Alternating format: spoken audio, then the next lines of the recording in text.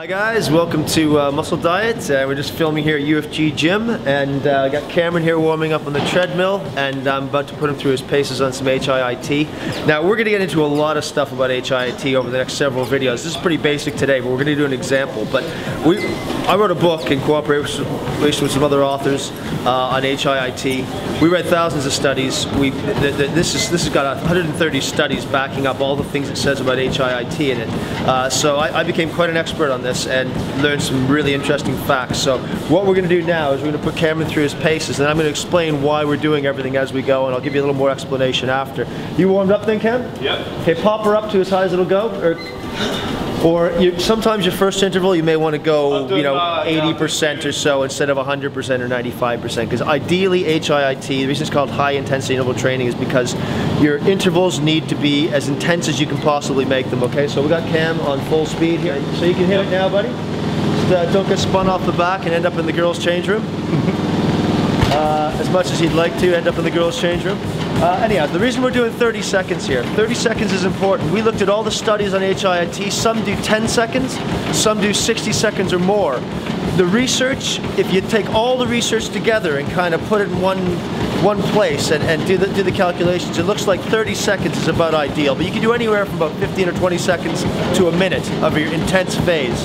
Now, the most important bit, he's going to get to 30 seconds here.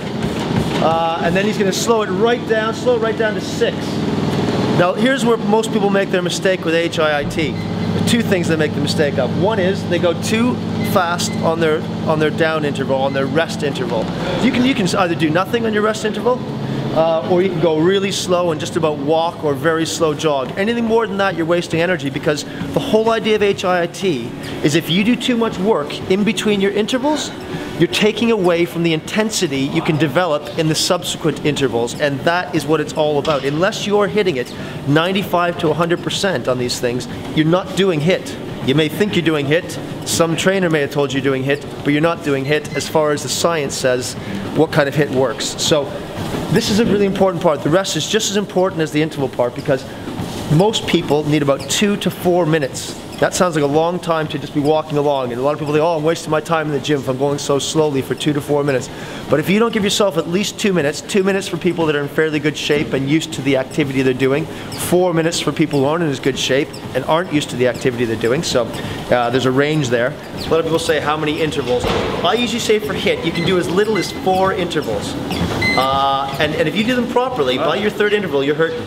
Or you can do as many as 9 intervals. I say never do any more than 9, because that brings you up to, with your warm-up, over 30, 35 minutes.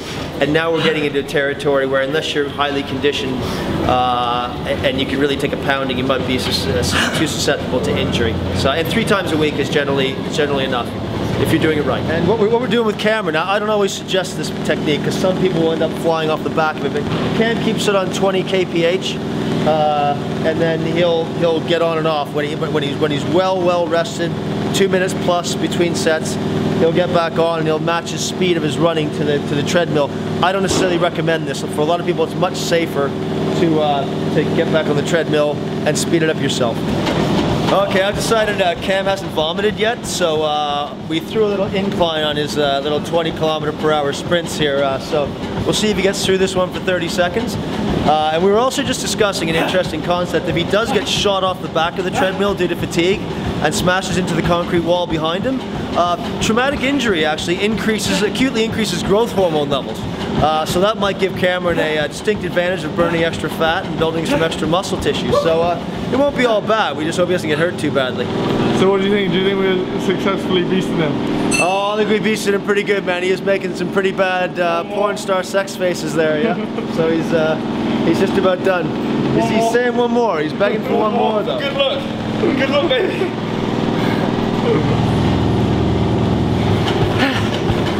See if we can get to a minute.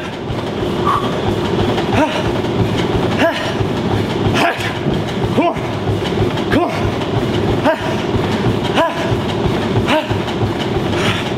Come on. Let's go.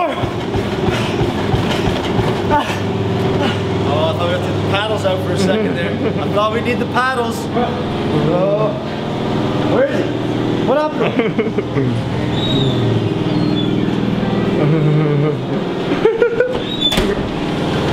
I think you needed some fresh air.